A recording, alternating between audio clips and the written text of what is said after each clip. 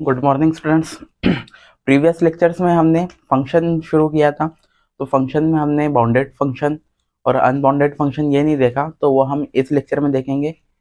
Previous lecture में हमने restriction of function तक देखा था, अब हम देखेंगे bounded function.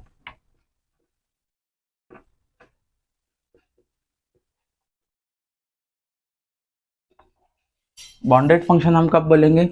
Late f from a to b is given function,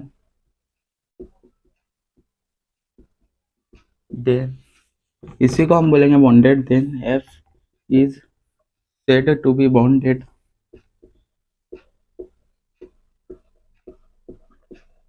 कब बोलेंगे bounded? If range of f is bounded. कब बोलेंगे? जब उसकी रेंज बाउंडेड हो। और रेंज हमने देखा, रेंज क्या है? Range is nothing but a set of images. अगर एक कोई फंक्शन है और मतलब ये डोमेन है और ये कोडोमेन है, और यहाँ से ये डोमेन ऐसे डिफाइंड है, ये पूरा टोटल डोमेन एक किसी पर्टिकुलर सेट पे डिफाइंड है, तो इस सेट को हम क्या बोलते हैं? रेंज।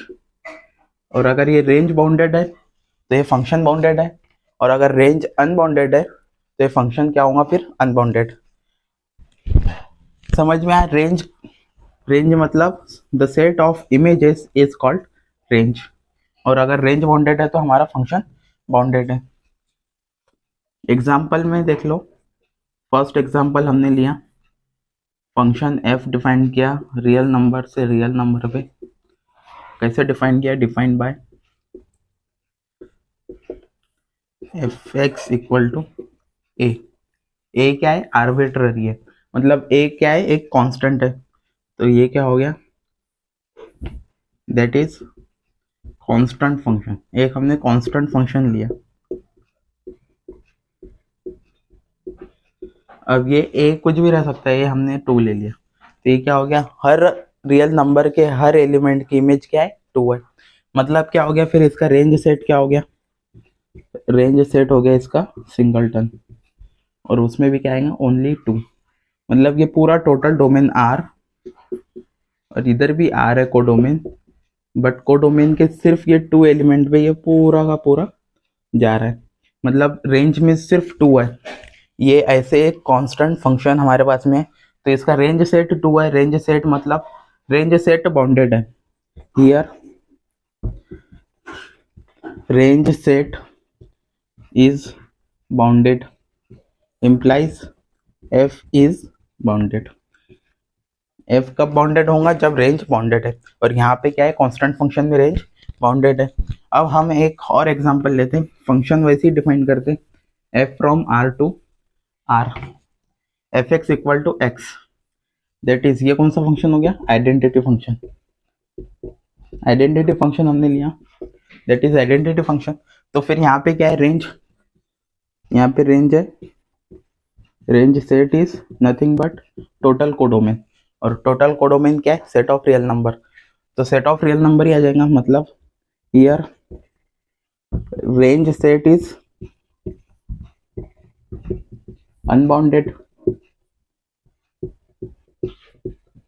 हेंस रेंज अनबाउंडेड है तो फंक्शन क्या हो गया? Function f from f is unbounded. समझ में आया? फंक्शन बाउंडेड कब होगा? अनबाउंडेड कब होगा? फंक्शन बाउंडेड तभी होगा जब रेंज बाउंडेड होगी, और फंक्शन अनबाउंडेड तभी होगा जब रेंज अनबाउंडेड होगी। अगर फंक्शन बाउंडेड नहीं है तो वो ऑब्वियसली अनबाउंडेड ही होगा। तो ये हम क्यों देख रहे हैं? तो अब हम जाने वाले हैं लिमिट पॉइंट की तरफ। Limit function, limit of a function. हमने limit point of a sequence, series, sets, ये सब देखा है। अब हम लिमिट ऑफ अ फंक्शन की तरफ जा रहे हैं। उसके पहले है monotonically increasing function. Monotonically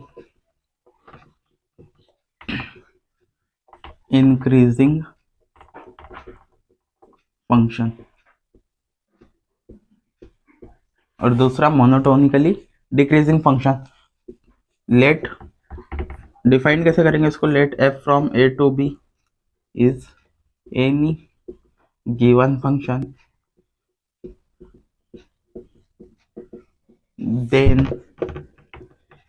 f is said to be monotonically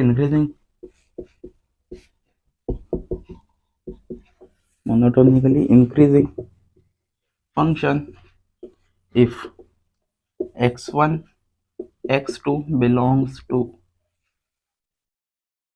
a such that x1 is less or equal to x2 implies f of x1 is less or equal to f of x2। क्या है, अगर दो elements है जो set ए में है और उसमें भी क्या कंडीशन है कि जो फर्स्ट एलिमेंट है वो सेकंड से छोटा है, मतलब सेकंड बड़ा है, फिर थर्ड उससे बड़ा है, फोर्थ उससे बड़ा है, तो यहाँ पे क्या है, तो उनकी इमेजेस भी बड़ी रहेंगी। एफ ऑफ x1 की इमेज से एफ ऑफ x2 की इमेज बड़ी रहेंगी। मतलब अगर एक फंक्शन एक एलिमेंट बड़ा है x2 x1 से, तो इनकी इमेज भी क्या होंगी, उसी पैटर्न को फॉलो करेंगी। और अगर ये पैटर्न फॉलो होता है तो इसको हम बोलेंगे monotonically increasing function. Similarly monotonically decreasing function में यहाँ पे क्या होगा, x1 x2 बिलोंग्स टू ये, और x1 यहाँ पे क्या होगा, बड़ा होगा, इम्प्लाई क्या करेगा, f of x1 greater than f of x2। अगर ऐसे रहा तो हम बोलेंगे मोनोटोनिकली डिक्रीजिंग फंक्शन। तो ये मोनोटोनिकली इंक्रीजिंग डिक्रीजिंग फंक्शन समझ में आया। इसका भी एग्जांपल में हम ले सकते हैं। एग्जांपल मोनोटोनिकली इंक्रीजिंग फंक्शन का आइडेंटिटी फंक्शन,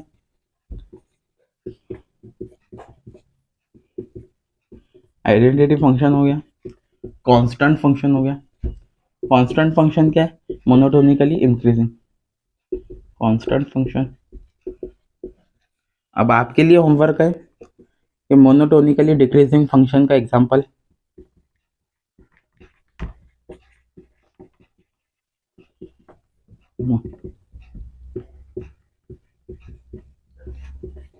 एक एग्जांपल मैं दे देता हूं।